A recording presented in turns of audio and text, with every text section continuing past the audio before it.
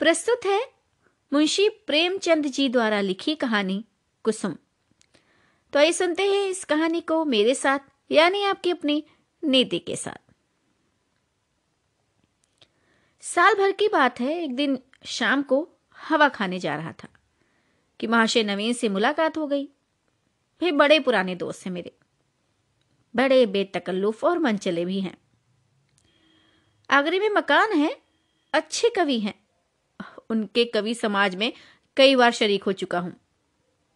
ऐसा कविता का उपासक भाई मैंने नहीं देखा। वैसे पेशा तो वकालत है, पर डूबे रहते हैं काव्य चिंतन में। आदमी जहीन है। एक मुकदमा सामने आया तो उसकी तह तक पहुंच गए। इसलिए कभी कभी मुकदमे मिल जाते हैं, लेकिन कचहरी के बाहर अदालत या मुकदमे की चर्चा उनके लिए निषिद्ध है। अदालत की चार दीवारी के अंदर 4-5 घंटे वह वकील होते हैं, और चार दीवारी के बाहर निकलते ही कवि हैं, सिर से पांव तक। भाई जब देखिए कवि मंडल जमा है, कवि चर्चा हो रही है, रचनाएं सुन रहे हैं और मस्त हो होकर झूम रहे हैं। और अपनी रचना सुनाते समय तो उन पर एक तल्लीनता सी छा जाती है। कंठ स्वर भी इतना मधुर है कि उनके पद बाण की तरह सीधे कलेजे में उतर जाते हैं। अध्यात्म में माधुर्य की सृष्टि करना, निर्गुण में सगुण की बहार दिखाना उनकी रचनाओं की विशेषता है। वे जब लखनऊ आते हैं मुझे पहले सूचना दे देते हैं। आज उन्हें अनायास लखनऊ में देखकर मुझे थोड़ा आश्चर्य हुआ। मैंने पूछा, आप यहां कैसे, कुशल तो हैं? मुझे आने की सूचना तक नहीं दी तो बोले, अरे भाईजान, एक जंजाल में फंस गया हूं, आपको सूचित करने का समय ही नहीं था। फिर आपके घर को मैं अपना घर समझता हूं। इस तकल्लुफ की क्या जरूरत है कि आप मेरे लिए कोई विशेष प्रबंध करें? अरे मैं एक जरूरी मामले में आपको कष्ट देने आया हूं। इस वक्त सैर को स्थगित कीजिए और चलकर मेरी विपत्ति की कथा सुनिए। वही मैंने घबरा कर कहा, आपने तो मुझे चिंता में डाल दिया। आप और विपत्ति कथा? भाई मेरे तो प्राण सूखे जाते हैं। घर चलिए, चित्त शांत हो तो सुनाऊं।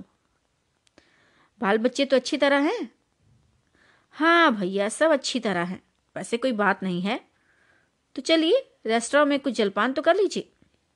नहीं भाई, इस वक्त मुझे जलपान वनपान नहीं सूझता। और हम दोनों घर की ओर चले। घर पहुंचकर उनका हाथ मुंह धुलाया, शरबत पिलाया, इलायची पान खाकर उन्होंने अपनी विपत्ति कथा सुनानी शुरू की। अरे कुसुम के विवाह में आप गए ही थे, उसके पहले भी आपने उसे देखा था। मेरा विचार है कि किसी सरल प्रकृति के युवक को वह कैसे नहीं समझ आती, लेकिन यहां तो मामला उल्टा है। उसके गुण किसी भी युवक को आकर्षित करने के लिए काफी थे। आपका क्या ख्याल है? मैंने भी तत्परता से कहा। अरे मैं आपसे कहीं ज्यादा कुसुम का प्रशंसक हूं। ऐसी लज्जाशील, सुघड़, सलीकेदार और विनोदनी बालिका मैंने दूसरी नहीं देखी। और महाशय नवीन ने करुण स्वर में कहा, अरे वही तो, कुसुम आज अपने पति के निर्दय व्यवहार के कारण रो रो कर प्राण दे रही है। उसका गौना हुए 1 साल हो रहा है और इस बीच में वे 3 बार ससुराल गई, पर उसका पति उससे बोलता ही नहीं। बताओ, उसकी सूरत से बेजार है।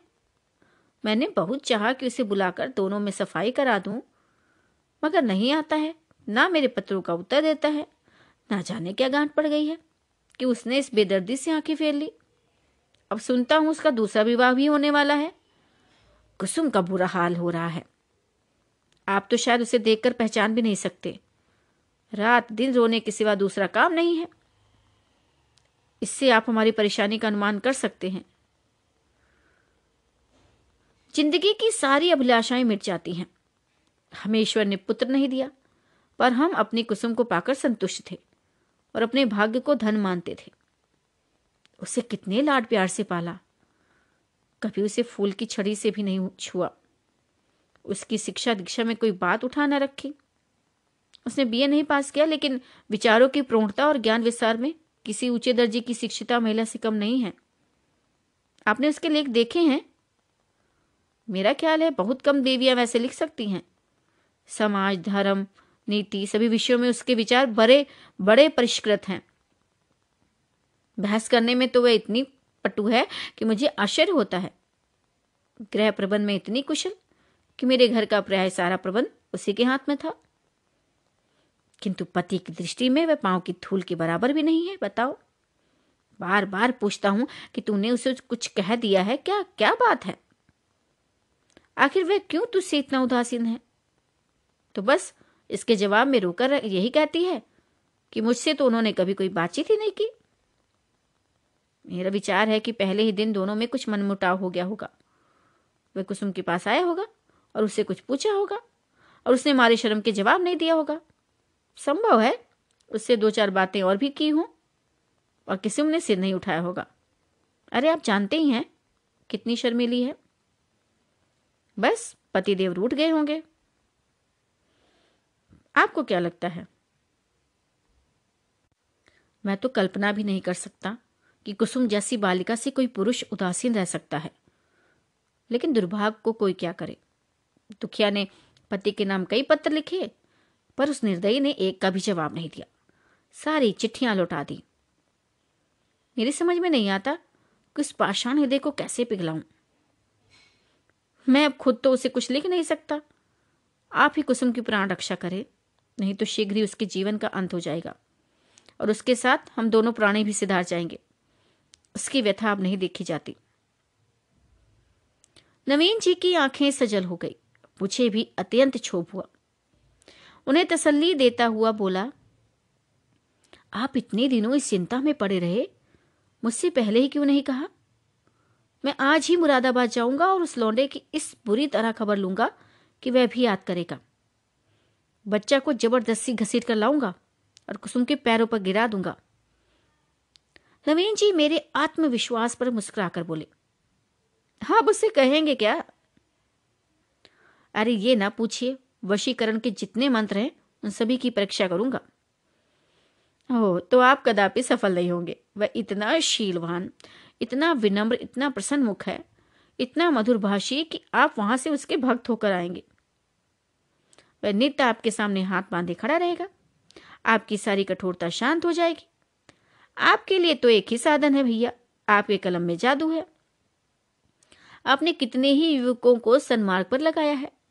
हृदय में सोई हुई मानवता को जगाना आपका कर्तव्य है। तो मैं चाहता हूं कि आप कुसुम की ओर से ऐसा करुणाजनक, ऐसा दिल हिला देने वाला पत्र लिखें कि वह लज्जित हो जाए, उसकी प्रेम भावना सचेत हो उठे। मैं जीवन पर्यंत आपका आभारी रहूंगा। अब भाई नवीन जी कवि ही तो ठहरे। इस तजवीज में वास्तविकता की अपेक्षा कवित्व ही की प्रधानता थी। आप मेरे कई गल्पों को पढ़कर रो पड़े हैं। इससे आपको विश्वास हो गया है कि मैं चतुर सपेरे की भांति जिस दिल को चाहूं नचा सकता हूं। आपको ये मालूम नहीं कि सभी मनुष्य कवि नहीं होते और ना एक से भावुक। जिन गल्पों को पढ़कर आप रोए हैं, उन्हीं गल्पों को पढ़कर कितने सज्जनों ने विरक्त होकर पुस्तक फेंक दी। बताओ। हाँ, पर इन बातों का वह अवसर नहीं था। वे समझते हैं कि मैं अपना गला छुड़ाना चाहता हूं, इसलिए मैंने सहृदयता से कहा, देखो, आपको बहुत दूर की सूझी और मैं इस प्रस्ताव से सहमत हूं। और यद्यपि आपने मेरी करुणा उत्पादक शक्ति का अनुमान करने में अतियुक्ति से काम लिया है, लेकिन मैं आपको निराश नहीं करूंगा। मैं पत्र लिखूंगा और यथाशक्ति उस युवक की न्याय बुद्धि को जगाने की चेष्टा भी करूंगा।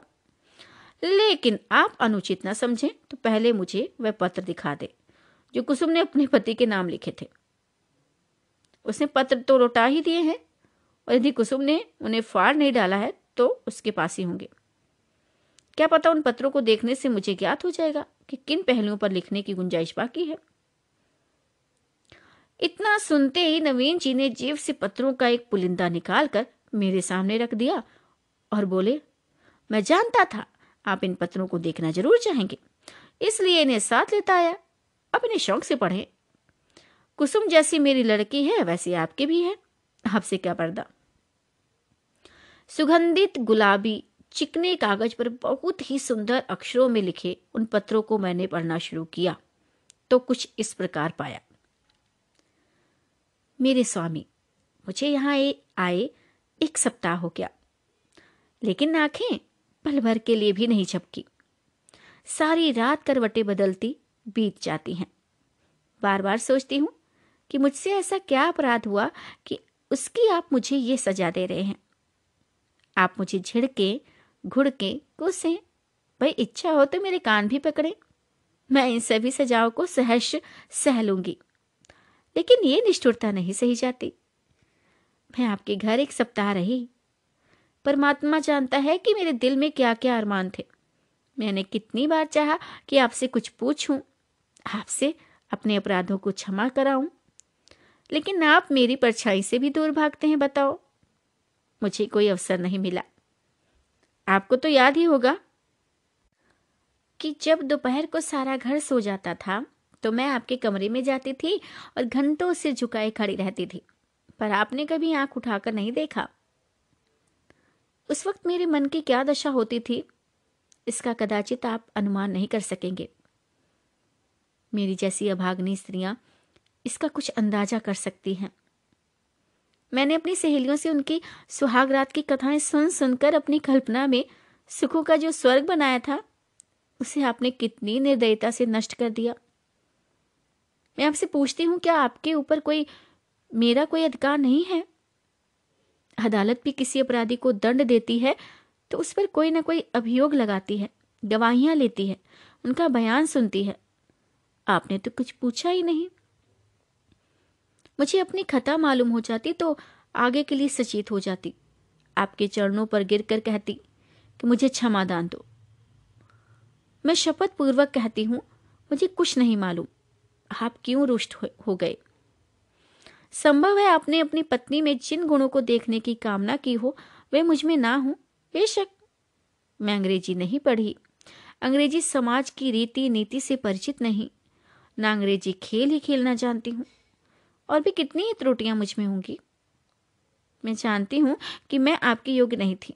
आपको मुझसे कहीं अधिक रूपवती, गुणवती, बुद्धिमती स्त्री मिलनी चाहिए थी, लेकिन मेरी देवता, दंड अपराधों का मिलना चाहिए, त्रुटियों का नहीं। फिर मैं तो आपके इशारे पर चलने को तैयार हूं। आप मेरी दिलजोई करें, फिर देखिए मैं अपनी त्रुटियों को कितनी जल्दी पूरा कर लेती हूं। आपका प्रेम कटाक्ष मेरे रूप को प्रदीप्त, मेरी बुद्धि को तीव्र और मेरे भाग्य को बलवान कर देगा। वह विभूति पाकर मेरी काया कल्प हो जाएगी। स्वामी, क्या आपने सोचा है आप यह क्रोध किस पर कर रहे हैं? वह अबला जो आपके चरणों पर पड़ी हुई आपसे क्षमादान मांग रही है, जो जन्म जन्मांतर के लिए आपकी चेरी है, क्या इस क्रोध को सहन कर सकती है? मेरा दिल बहुत कमजोर है। मुझे रुलाकर आपको पश्चाताप के सिवा और क्या हाथ आएगा? इस क्रोध अग्नि की एक चिंगारी मुझे भस्म कर देने के लिए काफी है। अगर आपकी इच्छा है कि मैं मर जाऊं तो मरने के लिए तैयार हूं। केवल आपका इशारा चाहती हूं। अगर मरने से आपका चित्त प्रसन्न हो तो मैं बड़े हर्ष से अपने को आपके चरणों पर समर्पित कर दूंगी। मगर इतना कहे बिना नहीं रहा जाता कि मुझ में 100 ऐब हैं, पर एक गुण भी है। मुझे दावा है कि आपकी जितनी सेवा मैं कर सकती हूँ उतनी कोई दूसरी स्त्री नहीं कर सकती। आप विद्वान हैं, उदार हैं, मनोविज्ञान के पंडित हैं। आपकी लौंडी आपके सामने खड़ी दया की भीख मांग रही है, क्या उसे द्वार से ठुकरा दीजिएगा? आपकी अपराधनी कुसुम। ये पत्र पढ़कर मुझे रोमांच हो आया। ये बात मेरे लिए असहनीय थी कि कोई स्त्री अपने पति की इतनी खुशामद करने पर मजबूर हो जाए। पुरुष अगर स्त्री से उदासीन रह सकता है तो स्त्री उसे क्यों नहीं ठुकरा सकती? वह दुष्ट समझता है कि विवाह ने एक स्त्री को उसका गुलाम बना दिया। वह उस अबला पर जितना अत्याचार चाहे करे, कोई उसका हाथ नहीं पकड़ सकता, कोई चूं भी नहीं कर सकता। पुरुष अपनी दूसरी, तीसरी, चौथी शादी कर सकता है। स्त्री से कोई संबंध न रखकर भी उस पर उसी कठोरता से शासन कर सकता है। वह जानता है कि स्त्री कुल मर्यादा के बंधनों में जकड़ी हुई है। उसे रो रो कर मर जाने के सिवा और कोई उपाय नहीं है। अगर उसे भय होता कि औरत भी उसकी ईंट का जवाब पत्थर से नहीं, ईंट से भी नहीं, केवल थप्पड़ से दे सकती है, तो उसे कभी इस बदतमीजी का साहस नहीं होता। बेचारी स्त्री कितनी विवश है। शायद मैं कुसुम की जगह होता तो इस निष्ठुरता का जवाब इसकी 10 गुनी कठोरता से देता, उसकी छाती पर मूंग दलता, संसार के हंसने की जरा भी चिंता न करता। समाज अबलाओं पर इतना जुल्म देख सकता है और क्यों देख नहीं, चू तक नहीं करता। उसके रोने या हंसने की मुझे जरा भी परवाह नहीं होती। अरे अभागे युवक, तुझे खबर नहीं तो अपने भविष्य की गर्दन पर कितनी बेदर्दी से छुरी फेर रहा है।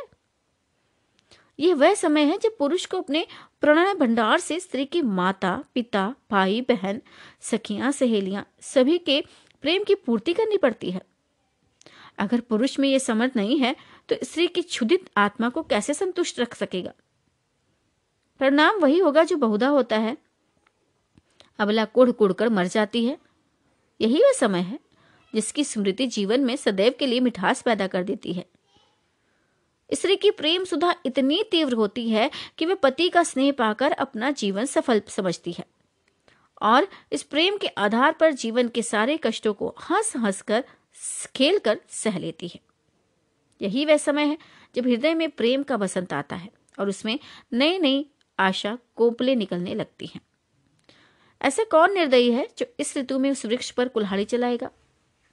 यही वह समय है जब शिकारी किसी पक्षी को उसके बसेरे से लाकर पिंजरे में बंद कर देता है। क्या वह उसकी गर्दन पर छुरी चलाकर उसका मधुर गान सुनने की आशा रखता है। फिर मैंने दूसरा पत्र पढ़ना शुरू किया। मेरी जीवन धान 2 सप्ताह जवाब की प्रतीक्षा करने के बाद आज फिर यही उलाहना देने बैठी हूं। जब मैंने वह पत्र लिखा था तो मेरा मन गवाही दे रहा था कि उसका उत्तर जरूर आएगा। आशा के विरुद्ध आशा लगाए हुए थी। मेरा मन अब भी इसे स्वीकार नहीं करता कि जानबूझकर उसका उत्तर नहीं दिया। कदाचित आपको अवकाश नहीं मिला या ईश्वर न करे कहीं आप अस्वस्थ तो नहीं हो गए। किससे पूछूं? इस विचार से ही मेरा हृदय कांप रहा है। मेरी ईश्वर से यही प्रार्थना है कि आप प्रसन्न और स्वस्थ हों। पत्र मुझे ना लिखें ना सही, रोकर चुप ही तो हो जाऊंगी। आपको ईश्वर का वास्ता है, अगर आपको किसी प्रकार का कष्ट हो तो मुझे तुरंत पत्र लिखिए, मैं किसी को साथ लेकर आ जाऊंगी। मर्यादा और परिपाटी के बंधनों से मेरा जी घबराता है। ऐसी दशा में भी यदि आप मुझे अपनी सेवा से वंचित रखते हैं तो आप मुझसे मेरा वह अधिकार छीन रहे हैं जो मेरे जीवन की सबसे मूल्यवान वस्तु है। मैं आपसे और कुछ नहीं मांगती। आप मुझे मोटे से मोटा खिलाइए, मोटे से मोटा पहनाइए, मुझे जरा भी शिकायत नहीं होगी। मैं आपके साथ घोर से घोर विपत्ति में भी प्रसन्न रहूंगी। मुझे आभूषणों की लालसा नहीं है, महल में रहने की लालसा नहीं, सैर तमाशे की लालसा नहीं, धन बटोरने की लालसा नहीं। मेरे तो जीवन का उद्देश्य केवल आपकी सेवा करना है और यही उसका ध्येय है। मेरे लिए दुनिया में कोई देवता नहीं है, कोई गुरु नहीं है, कोई हाकिम नहीं है। मेरे देवता आप हैं, मेरे राजा आप हैं। मुझे अपने चरणों से ना हटाइए, मुझे ठुकराइए नहीं। मैं सेवा और प्रेम के फूल लिए, कर्तव्य और व्रत की भेंट आंचल में सजाए आपकी सेवा में आई हूं। मुझे इस भेंट को, इन फूलों को अपने चरणों पर रखने दीजिए। उपासक का तो काम पूजा करना है, देवता उसकी पूजा स्वीकार करता है या नहीं, ये सोचना उसका धर्म है, धर्म नहीं।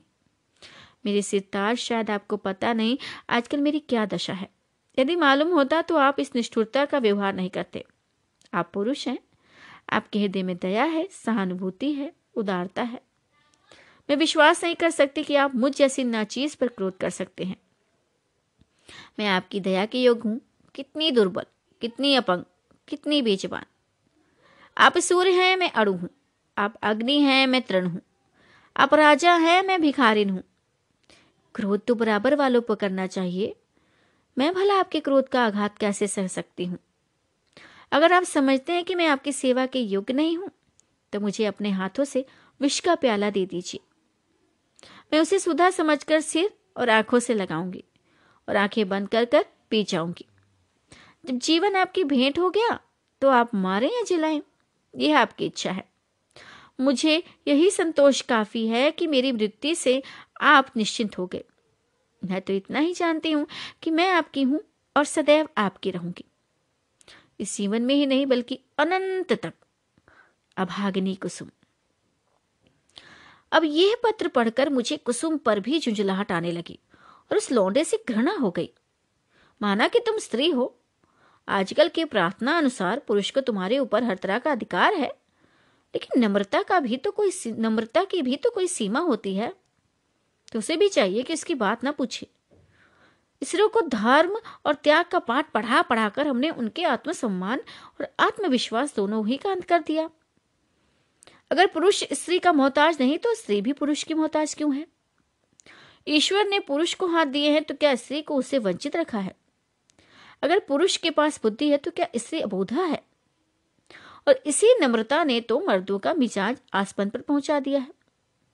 पुरुष रूठ गया तो स्त्री के लिए मानो प्रलय आ गया। मैं तो समझता हूं कुसुम नहीं, उसका अभागा पति ही दया के योग्य है, जो कुसुम जैसी स्त्री की कदर नहीं कर सकता। मुझे ऐसा संदेह होने लगा कि इस लौंडे ने कोई दूसरा रोग पाल रखा है, किसी शिकारी के रंगीन जाल में फंसा हुआ है।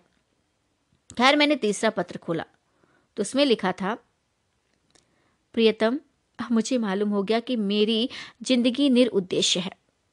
जिस फूल को देखने वाला, चुनने वाला कोई नहीं, वह खिले तो क्यों? क्या इसलिए कि मुरझाकर जमीन पर गिर पड़े और पैरों से कुचल दिया जाए? मैं आपके घर में 1 महीना रहकर दोबारा आई हूं। ससुर जी ही ने मुझे बुलाया, ससुर जी ही ने मुझे विदा कर दिया। इतने दिनों में आपने एक बार भी मुझे दर्शन नहीं दिए। आप दिन में 20 ही बार घर में आते थे, अपने भाई बहनों से हंसते बोलते थे या मित्रों के साथ सैर तमाशे देखते थे, लेकिन मेरे पास आने की आपने कसम खा ली थी। मैंने कितनी बार आपके पास संदेश भेजे, कितना अनुनय विनय किया, कितनी बार बेशर्मी करके आपके कमरे में गई, लेकिन आपने कभी मुझे आंख उठाकर भी नहीं देखा। मैं तो कल्पना ही नहीं कर सकती कि कोई प्राणी इतना हृदयहीन हो सकता है। प्रेम के योग्य नहीं, विश्वास के योग्य नहीं, सेवा करने के भी योग्य नहीं, तो क्या दया के भी योग्य नहीं हूं? मैंने उस दिन कितनी मेहनत और प्रेम से आपके लिए रसगुल्ले बनाए थे, आपने उन्हें हाथ से छुआ भी नहीं। जब आप मुझसे इतने विरक्त हैं तो मेरी समझ में नहीं आता कि जीकर क्या करूं।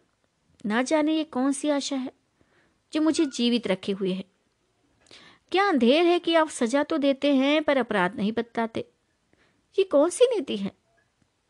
आपको ज्ञात है, इस 1 मास में मैंने मुश्किल से 10 दिन आपके घर में भोजन किया होगा। मैं इतनी कमजोर हो गई हूं कि चलती हूं तो आंखों के सामने अंधेरा छा जाता है। आंखों में जैसे ज्योति ही नहीं रही, हृदय में मानो रक्त का संचालन ही नहीं रहा। खैर, सता लीजिए जितना जी चाहे, इस अनीति का अंत भी एक दिन हो ही जाएगा। अब तो मृत्यु ही पर सारी आशाएं टिकी हुई हैं।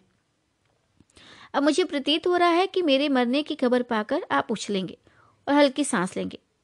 आपकी आंखों में आंसू की एक बूंद भी नहीं गिरेगी। पर यह आपका दोष नहीं, मेरा दुर्भाग्य है। उस जन्म में मैंने कोई बहुत बड़ा पाप किया था। मैं चाहती हूं मैं भी आपकी परवाह ना करूं, आप ही की भांति आपसे आंखें फेर लूं, मुंह फेर लूं, दिल फेर लूं, लेकिन ना जाने क्यों मुझ में वह शक्ति नहीं है।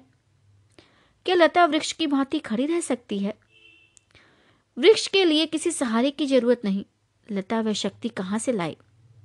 वह तो वृक्ष से लिपटने के लिए पैदा की गई है। उसे वृक्ष से अलग कर दो तो वह सूख जाएगी। मैं आपसे पृथक अपने अस्तित्व की कल्पना ही नहीं कर सकती। मेरे जीवन की हर एक गति, प्रत्येक विचार, प्रत्येक कामना में आप मौजूद होते हैं। मेरा जीवन वह वृत्त है जिसके केंद्र आप हैं। मैं वह हार हूं जिसके प्रत्येक फूल में आप धागे की भांति घुसे हैं। उस धागे के बगैर हार के फूल बिखर जाएंगे और धूल में मिल जाएंगे। मेरी एक सहेली है शन्नो, उसका इस साल पाणी ग्रहण हो गया है। उसका पति जब ससुराल आता है, शन्नो के पांव जमीन पर नहीं पड़ते। दिन भर में न जाने कितने रूप बदलती है और मुख कमल सा खिल जाता है। उल्लास संभाले नहीं संभलता, उसे बिखेरती लुटाती चलती है, हम जैसे अभागों के लिए।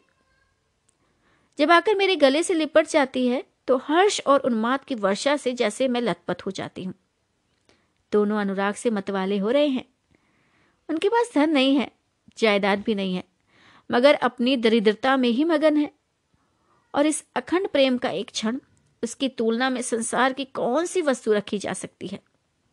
मैं जानती हूं ये रंगरेलियां और बेफिक्रियां बहुत दिन नहीं रहेंगी। जीवन की चिंताएं और दुराशाएं उन्हें भी परास्त कर देंगी, लेकिन ये मधुर स्मृतियां संचित धान की भांति अंत तक उन्हें सहारा देती रहेंगी। प्रेम में भीगी हुई सूखी रोटियां, प्रेम में रंगे हुए मोटे कपड़े और प्रेम के प्रकाश से आलोकित छोटी सी कोठरी, अपनी इस विपन्नता में भी वे स्वाद, वे शोभा और वे विश्राम रखती है जो शायद देवताओं को स्वर्ग में भी नसीब नहीं। पता है, जब शरणों का पति अपने घर चला जाता है तो वह दुखिया किस तरह फुट फुट कर रोती है कि मेरा हृदय गदगद हो जाता है। उसके पत्र आ जाते हैं तो मानो उसे कोई विभूति मिल जाती है। उसके रोने में भी, उसकी विफलताओं में भी, उसके उपालंबों में भी एक स्वाद है, एक रस है। उसके आंसू व्यग्रता और विहलता के हैं, मेरे आंसू निराशा और दुख के हैं। उसकी व्याकुलता में प्रतीक्षा और उल्लास है, तो मेरी व्याकुलता में दैन्य और परवशता है। उसके उपालंब में अधिकार और ममता है, मेरे उपालंब में भग्नता और रुदन है। पत्र लंबा हुआ जाता है और दिल का बोझ हल्का नहीं होता। भयंकर गर्मी पड़ रही है। दादा मुझे मसूरी ले जाने का विचार कर रहे हैं। मेरी दुर्बलता से उन्हें टीबी का संदेह हो रहा है। मैं नहीं जानते कि मेरे लिए मसूरी नहीं, स्वर्ग भी कालकोठरी है। अभागिन कुसुम। मेरी पत्थर की देवता कल मसूरी से लौट आई। लोग कहते हैं बड़ा स्वास्थ्यवर्धक और रमणीक स्थान है। होगा, मैं तो एक दिन भी कमरे से नहीं निकली। भग्न हृदयों के लिए संसार सूना है। मैंने रात एक बड़े मजे का सपना देखा, बताऊं? पर क्या फायदा, न जाने क्यों मैं अब भी मौत से डरती हूं। अच्छा, आशा का कच्चा धागा मुझे अब भी जीवन से बांधे हुए है। जीवन उद्यान के द्वार पर जाकर बिना सैर किए लौटाना कितना हसरतनाक है। अंदर क्या सुषमा है, क्या आनंद है। मेरे लिए वे द्वार ही बंद है। कितनी अभिलाषाओं से विहार का आनंद उठाने चली थी, कितनी तैयारियों से, पर मेरे पहुंचते ही द्वार बंद हो गया। अच्छा बतलाओ, मैं मर जाऊंगी तो मेरी लाश पर आंसू की तो बूंदे तो गिराओगे? जिसकी जिंदगी भर की जिम्मेदारी ली थी, जिसकी सदैव के लिए बाह पकड़ी थी, क्या उसके साथ इतनी भी उदारता नहीं करोगे? सुना है मरने वालों के अपराध सभी क्षमा कर दिया करते हैं। तुम भी क्षमा कर देना। आकर मेरे शव को अपने हाथों से नहलाना, अपने हाथ से सुहाग के सिंदूर लगाना, अपने हाथ से सुहाग की चूड़ियां पहनाना, अपने हाथ से मेरे मुंह में गंगा जल डालना, और हाँ, 2-4 पग कंधा दे देना। बस मेरी आत्मा संतुष्ट हो जाएगी और तुम्हें आशीर्वाद देगी। मैं वचन देती हूं कि मालिक के दरबार में तुम्हारा यश गाऊंगी। क्या यह भी महंगा सौदा है? इतने से शिष्टाचार से तुम अपनी सारी जिम्मेदारियों से मुक्त हुए जाते हो। आह, मुझे विश्वास होता है कि तुम इतना शिष्टाचार करोगे तो मैं कितनी खुशी से मौत का स्वागत करती। लेकिन मैं तुम्हारे साथ अन्याय नहीं करूंगी। तुम कितने निष्ठुर हो, इतने निर्दयी नहीं हो सकते। मैं जानती हूं तुम ये समाचार पाते ही आओगे और शायद एक क्षण के लिए मेरी शोक मृत्यु पर तुम्हारी आंखें रो पड़े। कहीं मैं अपने जीवन में वह शुभ अवसर देख सकती। अच्छा, क्या मैं एक प्रश्न पूछ सकती हूँ? नाराज मत होना। क्या मेरी जगह किसी और सौभाग्यवती ने ले ली है क्या? अगर ऐसा है तो बधाई हो। जरा उसका चित्र मेरे पास भेज देना। मैं उसकी पूजा करूंगी, उसके चरणों पर शीश नवाऊंगी। मैं जिस देवता को प्रसन्न न कर सकी, उसी देवता से उसने वरदान प्राप्त कर लिया। ऐसी सौभाग्यनी के तो चरण धो धो कर पीना चाहिए। मेरी हार्दिक इच्छा है कि तुम उसके साथ सुखी रहो। यदि मैं उस देवी की कुछ सेवा कर सकती, अपरोक्ष न सही, परोक्ष रूप से ही तुम्हारे कुछ काम आ सकती। अब मुझे केवल उसका शुभ नाम और स्थान बता दो। मैं सिर के बल दौड़ी हुई उसके पास जाऊंगी और कहूंगी, देवी तुम्हारी लौंडी हूं, इसलिए कि तुम मेरे स्वामी के प्रेम का हो। मुझे अपने चरणों में शरण दो। मैं तुम्हारे लिए फूलों की सेज बिछाऊंगी, तुम्हारी मांग मोतियों से भरूंगी, तुम्हारी एड़ियों में महावर रचाऊंगी। ये मेरे जीवन की साधना होगी। बहन, ये न समझना कि मैं जलूंगी या कुड़ूंगी। अरे जलन तो होती है जब कोई मुझसे मेरी वस्तु छीन रहा हो। जिस वस्तु को अपना समझने का मुझे कभी सौभाग्य नहीं हुआ, उसके लिए मुझे जलन क्यों हो। अभी बहुत कुछ लिखना था, लेकिन डॉक्टर साहब आ गए हैं। बेचारा हृदयदाह को टीवी समझ रहा है। दुख की सताई हुई कुसुम। इन दोनों पत्रों ने धैर्य का प्याला भर दिया। मैं बहुत ही आवेशहीन आदमी हूं। भावुकता मुझे छू भी नहीं गई। अधिकांश कलाविदों की भांति मैं भी शब्दों से आंदोलित नहीं होता। क्या वस्तु दिल से निकलती है? क्या वस्तु केवल मर्म को स्पर्श करने के लिए लिखी गई है? यह भेद बहुधा मेरे साहित्यिक आनंद में बाधक हो जाता है, लेकिन इन पत्रों ने मुझे आपे से बाहर कर दिया। एक स्थान पर तो सचमुच मेरी आंखें भर आई। यह भावना कितनी वेदनापूर्ण थी कि वही बालिका जिस पर माता पिता प्राण छिड़कते रहते थे, विवाह होते ही इतनी विपदग्रस्त हो जाए। विवाह क्या हुआ मानो उसकी चिता बनी या उसकी मौत का परवाना लिखा गया। इसमें संदेह नहीं कि ऐसी विवाहिक दुर्घटनाएं कम होती हैं, लेकिन समाज की वर्तमान दशा में उनकी संभावना बनी रहती है। जब तक स्त्री पुरुष के अधिकार समान नहीं होंगे, ऐसे आघात नित्य होते रहेंगे। दुर्बल को सदाना कदाचित प्राणियों का स्वभाव है। काटने वाले कुत्तों से लोग दूर भागते हैं। सीधे कुत्ते पर बाल वृंद विनोद के लिए पत्थर फेंकते हैं। तुम्हारे दो नौकर एक ही श्रेणी के हों, उनमें कभी झगड़ा नहीं होगा, लेकिन आज उनमें से एक को अफसर और दूसरे को उसका मातहत बना दो, फिर देखो अफसर साहब अपने मातहत पर कितना रौब जमाते हैं। सुखमय दाम्पत्य की नींव अधिकार साम्य ही पर रखी जा सकती है। इस वैषम्य में प्रेम का निवास हो सकता है। मुझे तो इसमें संदेह है। हम आज जिसे स्त्री पुरुषों से प्रेम कहते हैं, वे वही प्रेम है जो स्वामी को अपने पशु से होता है। पशु सिर झुकाए काम किए चला जाए, स्वामी उसे भूसा और खली भी दे देगा और उसकी देह भी सहलाएगा, उसे आभूषण भी पहनाएगा। लेकिन जानवर ने जरा चाल धीमी की, जरा गर्दन टेढ़ी की कि मालिक का चाबुक पीठ पर पड़ा। इसे प्रेम नहीं कहते। खैर, मैंने 5वां पत्र खोला, जैसा मुझे विश्वास था। आपने मेरे पिछले पत्र का भी उत्तर नहीं दिया। कुछ ऐसे लिखा था। इसका खुला हुआ अर्थ है कि आपने मुझे परित्याग करने का संकल्प कर लिया है। जैसी आपकी इच्छा। पुरुष के लिए स्त्री पांव की जूती है, स्त्री के लिए तो पुरुष देवतुल्य है, बल्कि देवता से भी बढ़कर। विवेक का उदय होते ही वह पति की कल्पना करने में लगती है। मैंने भी वही किया। जिस समय मैं गुड़िया खेलती थी, उसी समय आपने गुड्डे के रूप में मेरे मनोवेश में प्रवेश किया। मैंने आपके चरणों को पखारा, माला, फूल और नैवेद्य से आपका सत्कार किया। कुछ दिनों के बाद कहानियां सुनने और पढ़ने की चाट पड़ी। तब आप कथाओं के नायक के रूप में मेरे घर आए। मैंने आपको हृदय में स्थान दिया। बाल्यकाल ही से आप थे। वे भावनाएं मेरे अनंत स्थल की गहराइयों तक पहुंच गई हैं। मेरे अस्तित्व का एक एक अणु उन भावनाओं से गूथा हुआ है। उन्हें दिल से निकाल डालना सहज नहीं है। उसके साथ मेरे जीवन के परमाणु भी बिखर जाएंगे। लेकिन आपकी यही इच्छा है तो यही सही। मैं आपकी सेवा में सब कुछ करने को तैयार थी। अभाव और विपन्नता का तो कहना ही क्या, मैं तो अपने को मिटा देने को भी राजी थी। आपकी सेवा में मिट जाना ही मेरे जीवन का उद्देश्य था। मैंने लज्जा और संकोच का परित्याग किया, आत्मसम्मान को पैरों से कुचला, लेकिन आप मुझे स्वीकार नहीं करना चाहते। मजबूर हूं। आपका कोई दोष नहीं। अवश्य मुझसे कोई ऐसी बात हो गई है जिसने आपको इतना कठोर बना दिया है। आप उसे जवान पर लाना भी उचित नहीं समझते। मैं इस निष्ठुरता के सिवा और हर एक सजा झेलने को तैयार थी। आपके हाथ से जहर का प्याला लेकर पी जाने में मुझे विलंब नहीं होता, किंतु विधि की गति निराली है। मुझे पहले इस सत्य के स्वीकार करने में बाधा थी कि स्त्री पुरुष की दासी है। मैं उसे पुरुष की सहचरी, अर्धांगिनी समझती थी, पर अब मेरी आंखें खुल गई हैं। मैंने कई दिन हुए एक पुस्तक में पढ़ा था कि आदिकाल में स्त्री पुरुष की उसी तरह संपत्ति थी जैसे गाय, बैल या खेती बाड़ी। पुरुष को अधिकार था स्त्री को बेचे, गिरोह रखे या मार डाले। विवाह की प्रथा उस समय केवल यह थी कि वर पक्ष अपने सूर सामंतों को लेकर सशस्त्र आता था, कन्या को उड़ा ले जाता था। कन्या के साथ कन्या के घर में रुपया, पैसा, अनाज या पशु जो कुछ उसके हाथ लग जाता था, उसे भी उठा ले जाता था। वह स्त्री को अपने घर ले जाकर उसके पैरों में बेड़ियां डालकर घर के अंदर बंद कर देता था।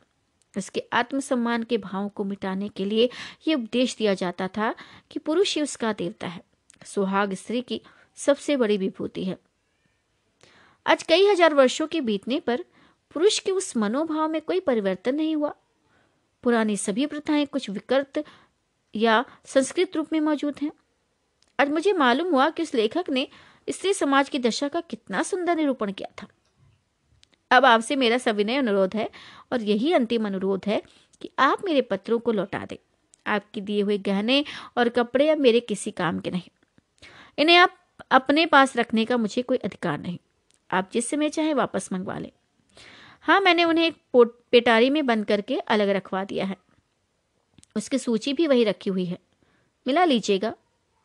आज से आप मेरी जबान या कलम से कोई शिकायत नहीं सुनेंगे। और हाँ, इस भ्रम को भूलकर भी दिल में स्थान नहीं दीजिएगा कि मैं आपसे बेवफाई या विश्वासघात करूंगी। मैं इसी घर में कुड़कुड़ कर मर जाऊंगी, पर आपकी ओर से मेरा मन कभी मैला नहीं होगा। मैं जिस जलवायु में पली हूं, उसका मूल तत्व है पति में श्रद्धा। ईर्ष्या जलन भी उस भावना को मेरे दिल से नहीं निकाल सकती। मैं आपकी कुल मर्यादा की रक्षिका हूं। उस अमानत में जीते जी खनायत नहीं करूंगी। अगर मेरे बस में होता तो मैं उसे भी वापस कर देती, लेकिन यहाँ मैं भी मजबूर हूँ और आप भी मजबूर हैं। मेरी ईश्वर से ही विनती है कि आप जहाँ रहें कुशल से रहें। जीवन में मुझे सबसे कटु अनुभव जो हुआ वह यही है कि नारी जीवन अधम है। अपने लिए, अपने माता पिता के लिए, अपने पति के लिए उसकी कदर नहीं, न माता के घर में है न पति के घर में। मेरा घर शोकागार बना हुआ है। अम्मा रो रही हैं, दादा रो रहे हैं, कुटुंब के लोग रो रहे हैं। एक मेरी जात से लोगों को कितनी मानसिक वेदना हो रही है। कदाचित वे सोचते होंगे ये कन्या कुल में ना आती तो अच्छा होता, मगर सारी दुनिया एक तरफ हो जाए, आपके ऊपर विजय नहीं पा सकती। आप मेरे प्रभु हैं। आपका फैसला अटल है और उसकी कहीं अपील नहीं, कहीं फरियाद नहीं। खैर, आज से यह कांड समाप्त हुआ। अब मैं हूं और मेरा दलित भग्न हृदय। हसरत यही है कि आपकी कुछ सेवा ना कर सकी। अभागने कुसुम। मालूम नहीं मैं कितनी देर तक मूक वेदना की दशा में बैठा रहा कि महाशय नवीन बोले, आपने इन पत्रों को पढ़कर क्या निश्चय किया जी? तो मैंने रोते हुए हृदय से कहा, अगर इन पत्रों ने उस नर पिशाच के दिल पर कोई असर नहीं किया तो मेरा पत्र भला क्या असर कर सकेगा? इससे अधिक करुणा और वेदना मेरी शक्ति के बाहर है। ऐसा कौन सा धार्मिक भाव है जिसे इन पत्रों में स्पर्श ना किया गया हो? दया, लज्जा, तिरस्कार, न्याय, मेरे विचार में तो कुसुम ने कोई पहलू नहीं छोड़ा। मेरे लिए अब यही अंतिम उपाय है कि उस शैतान के सिर पर सवार हो जाऊं और उससे मुंह दर मुंह बातें करके इस समस्या की तह तक पहुंचने की चेष्टा करूं। और अगर उसने मुझे कोई संतोषजनक उत्तर ना दिया तो मैं उसका और अपना खून कर दूंगा। या तो मुझे को फांसी होगी या वही काले पानी को जाएगा। कुसुम ने जिस धैर्य और साहस से काम लिया है वह सराहनीय है। आप उसे सांत्वना दीजिएगा। मैं आज रात की गाड़ी से मुरादाबाद जाऊंगा और परसों तक जैसी कुछ परिस्थिति होगी उसकी आपको सूचना दूंगा। मुझे तो ये कोई चरित्रहीन और बुद्धिहीन युवक मालूम होता है। मैं उस बहक में जाने क्या क्या बकता रहा। इसके बाद हम दोनों भोजन करके स्टेशन चले। वे आगरे गए और मैंने मुरादाबाद का रास्ता लिया। उनके प्राण अब भी सूखे जाते थे कि क्रोध के आवेश में कोई पागलपन न कर बैठूं। मेरे बहुत समझाने पर उनका चित्त शांत हुआ। खैर, मैं प्रातःकाल मुरादाबाद पहुंचा और जांच शुरू कर दी। इस युवक के चरित्र के विषय में मुझे जो संदेह था वह गलत निकला। मोहल्ले में, कॉलेज में, उसके इष्ट मित्रों में सभी उसके प्रशंसक थे। अंधेरा और गहराता होता हुआ जान पड़ा। संध्या समय मैं उसके घर जा पहुंचा। जिस निष्कपट भाव से वह दौड़कर मेरे पैरों पर झुका, भैया मैं वह नहीं भूल सकता। ऐसा वाक् चतुर, ऐसा सुशील और ऐसा विनीत युग मैंने नहीं देखा। बाहर और भीतर में इतना आकाश पाताल का अंतर मैंने कभी नहीं देखा था। मैंने कुशल क्षेम और शिष्टाचार के 2-4 वाक्यों के बाद पूछा कि तुमसे मिलकर चित्त प्रसन्न हुआ, लेकिन आखिर कुसुम ने क्या अपराध किया था कि जिसका तुम उसे इतना कठोर दंड दे रहे हो? उसने तुम्हारे पास कई पत्र लिखे, तुमने एक का भी उत्तर नहीं दिया। 2-3 बार यहां भी आई पर तुम उससे बोले तक नहीं। भैया क्या उस निर्दोष बालिका के साथ तुम्हारा यही अन्याय है? यही न्याय है? युवक ने लज्जित भाव से कहा। बहुत अच्छा होता कि आपने इस प्रश्न को ना उठाया होता। उसका जवाब देना मेरे लिए बहुत मुश्किल है। मैंने तो इसे आप लोगों के अनुमान पर छोड़ दिया था, लेकिन इस गलत फहमी को दूर करने के लिए मुझे विवश होकर कहना पड़ेगा। और ये कहते कहते वह चुप हो गया। बिजली की बत्ती पर भांति भांति के कीट पतंगे जमा हो गए। कई झींगुर उछल उछल कर मुंह पर आ जाते थे और जैसे मनुष्य पर अपनी विजय का परिचय देकर उड़ जाते थे। एक बड़ा सा अंक फोड़ भी मेज पर बैठा था और शायद जस्त मारने के लिए अपनी देह तोड़ रहा था। युवक ने एक पंखा लाकर मेज पर रख दिया, जिसने विजयी कीट पतंगों को दिखा दिया कि मनुष्य इतना निर्बल नहीं जितना वे समझ रहे थे। एक क्षण में मैदान साफ हो गया और हमारी बातों में दखल देने वाला कोई नहीं रहा। युवक ने सकुचाते हुए कहा, संभव है आप मुझे अत्यंत लोभी, कमीना और स्वार्थी समझे, लेकिन यथार्थ यह है कि इस विवाह से मेरी वह अभिलाषा नहीं पूरी हुई जो मुझे प्राणों से भी प्रिय थी। मैं विवाह पर रजामंद नहीं था, अपने पैरों में बेड़ियां नहीं डालना चाहता था, किंतु जब महाशय नवीन बहुत पीछे पड़ गए और उनकी बातों से मुझे यह आशा हुई कि वह सब प्रकार से मेरी सहायता करने को तैयार हैं, तब मैं राजी हो गया।